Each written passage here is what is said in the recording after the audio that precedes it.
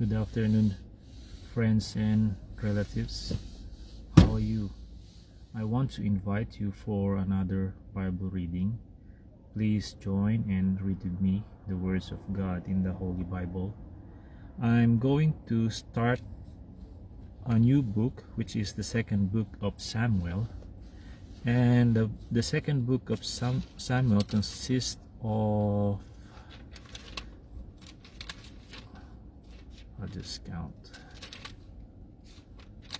24 chapters, and the subjects discussed in the book are the following: the report of Saul's death, the song of the bow, David anointed king of Judah, Ishbosheth made king of Israel, Israel and Judah at war, sons of David, Abner joins forces with David, Joab murders Abner,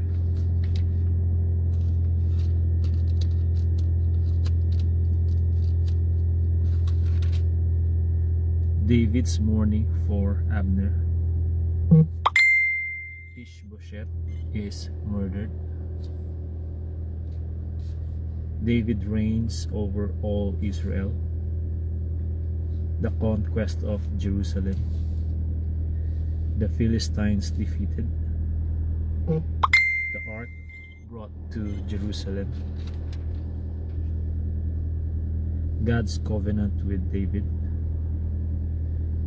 David thanksgiving to God, David's further conquest, David's administration, David's kindness to Mephibosheth, the Ammonites and Syrians defeated, David, Bathsheba and Uriah, Nathan's parable and David's confession, the death of David's son, Solomon is born, Rabbah is captured,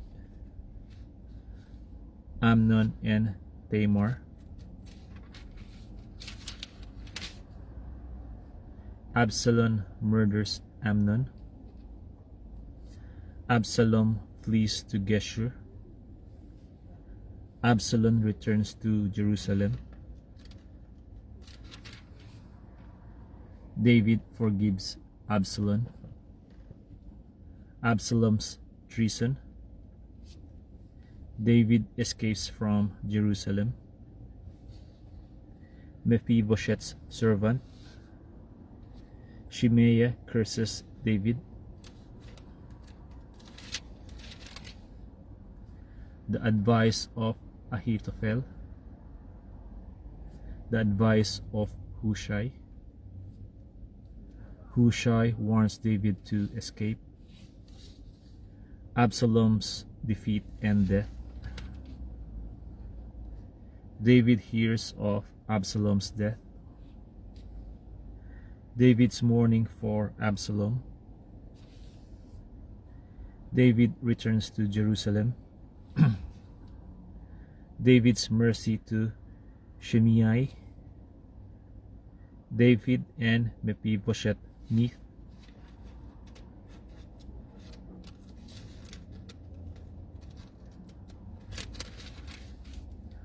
David's kindness to Barzillai,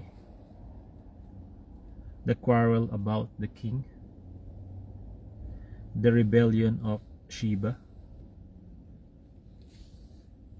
David's government officers, David avenges the Gibeonites, Philistine giants destroyed,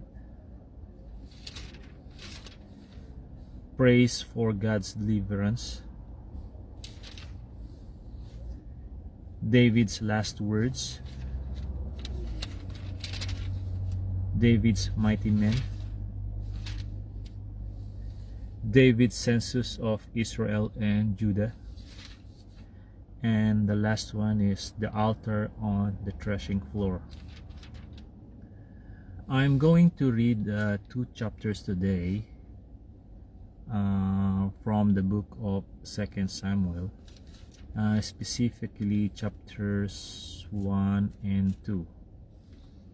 So we start now on chapter 1. Now it came to pass after the death of Saul, when David had returned from the slaughter of the Amalekites, and David had stayed 2 days in Ziklag. On the 3rd day, behold, it happened that a man came from Saul's camp with his clothes torn and dust on his head. So it was, when he came to David, that he fell to the ground and prostrated himself. And David said to him, Where have you come from? So he said to him, I have escaped from the camp of Israel. Then David said to him, How did the matter go? Please tell me. And he answered, The people have fled from the battle. Many of the people are fallen and dead, and Saul and Jonathan his son are dead also. So David said to the young man who told him, How do you know that Saul and Jonathan his son are dead? Then the young man who told him said, As I happened by chance to be on Mount Gilboa, there was Saul, leaning on his spear. And indeed the chariots and horsemen followed hard after him. Now when he looked behind him, he saw me and called to me. And I answered, Here I am. And he said to me, Who are you? So I answered him, I am an Amalekite. He said to me again, Please stand over me and kill me, for anguish has come upon me, but my life still remains in me. So I stood over him and killed him, because I was sure that he could not live after he had fallen. And I took the crown that was on his head and the bracelet that was on his arm, and have brought them here to my Lord. Therefore David took hold of his own clothes and tore them, and so did all the men who were with him.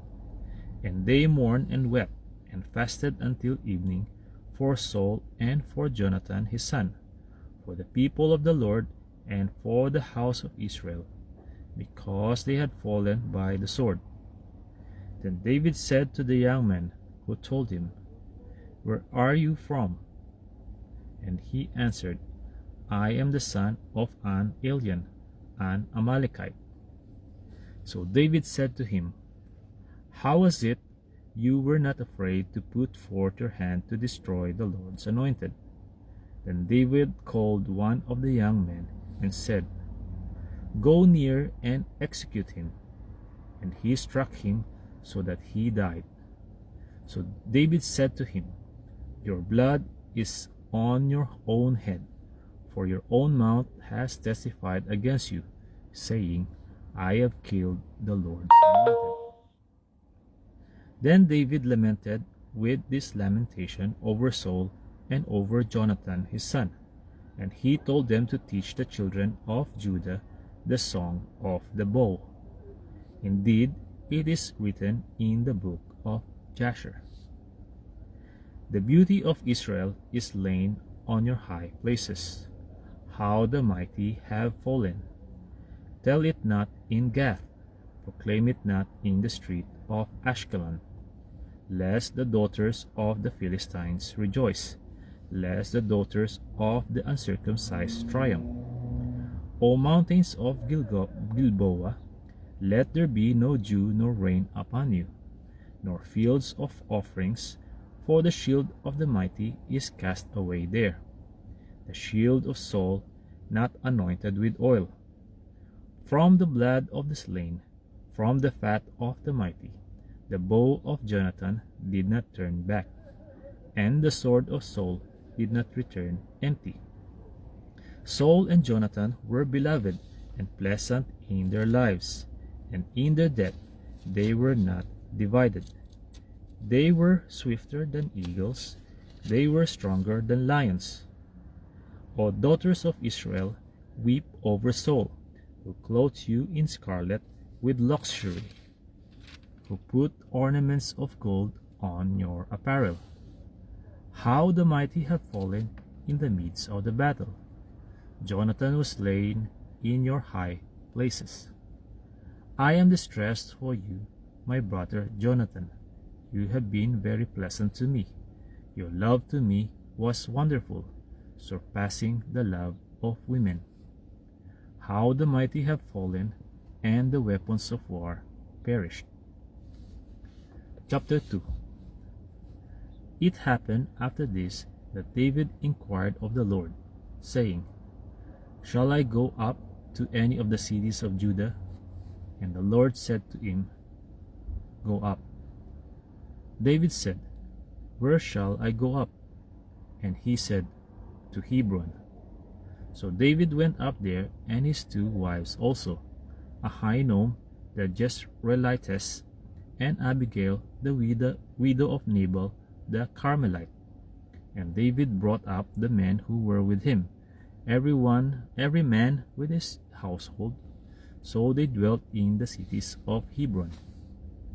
Then the men of Judah came, and there they anointed David king over the house of Judah. And they told David, saying, The men of Jabesh Gilead were the ones who buried Saul. So David sent messengers to the men of Jabesh Gilead, and said to them, You are blessed of the Lord, for you have shown this kindness to your Lord, to Saul, and have buried him. And now, may the Lord show kindness and truth to you. I also will repay you this kindness, because you have done this thing.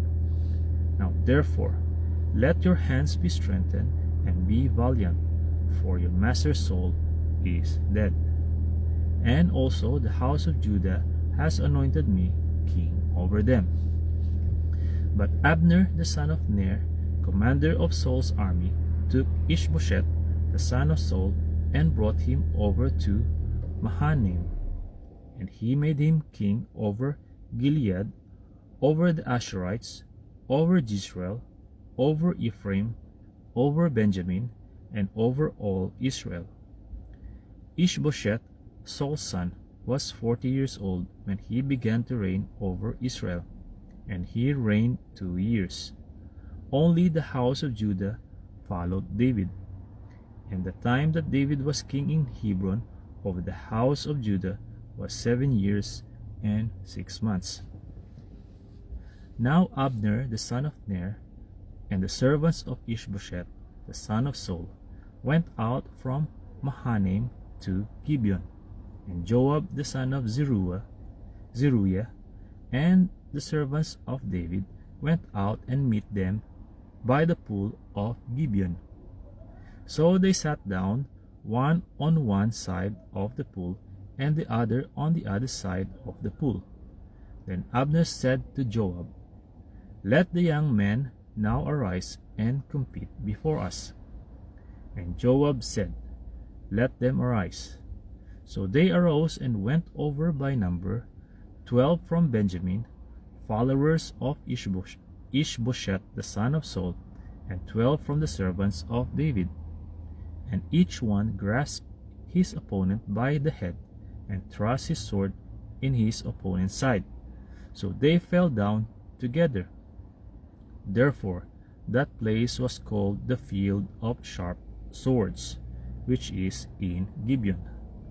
So there was a very fierce battle that day, and Abner and the men of Israel were beaten before the servants of David. Now the 3 sons of Zeruiah were there, Joab, and Abishai, and Asahel. And Asahel was as fleet of foot as a wild gazelle. So Asahel pursued Abner, and in going he did not turn to the right hand or to the left from following Abner. Then Abner looked behind him and said, Are you Asahel? He answered, I am. And Abner said to him, "Turn aside to your right hand or to your left, and lay hold on one of the young men, and take his armor for yourself." But Asahel would not turn aside from following him. So Abner said again to Asahel, "Turn aside from following me. Why should I strike you to the ground? How then could I face your brother Joab?" However, he refused to turn aside. Therefore, Abner struck him in the stomach with the blunt end of the spear, so that the spear came out of his back. He fell down there and died on the spot. So it was that as many as came to the place where Asahel fell down and died stood still. Joab and Abishai also pursued Abner, and the sun was going down when they came to the hill of Ammah, which is before Giah, by the road to the wilderness of Gibeon. Now the children of Benjamin gathered together behind Abner and became a unit, and took their stand on top of a hill. Then Abner called to Joab and said, "Shall the sword devour forever? Do you not know that it will be bitter in the latter end? How long will it be then until you tell the people to return from pursuing their brethren?" And Joab said, "As God lives, unless you have spoken, surely then by morning all the people would have given up pursuing their brethren." So Joab blew a trumpet, and all the people stood still, and did not pursue Israel any more, nor did they fight any more. Then Abner and his men went on all that night through the plain, crossed over the Jordan, and went through all Bitron, and they came to Mahanaim. So Joab returned from pursuing Abner, and when he had gathered all the people together, they were missing of David's servants, 19 men and Asahel. But the servants of David had struck down, of Benjamin and Abner's men, 360 men who died. Then they took up Asahel and buried him in his father's tomb, which was in Bethlehem. And Joab and his men went all night, and they came to Hebron at daybreak. Friends and relatives, that's all for today. But before I go, if you think my Bible reading will benefit you and your beloved friends, then I would like to request you to please feel free to share it in your profile. In that way, the word of God will spread and be heard from every part of the earth. Thank you very much for listening. God bless you all. To God be the glory, honor, and highest praise. See you on my next Bible reading. Bye bye.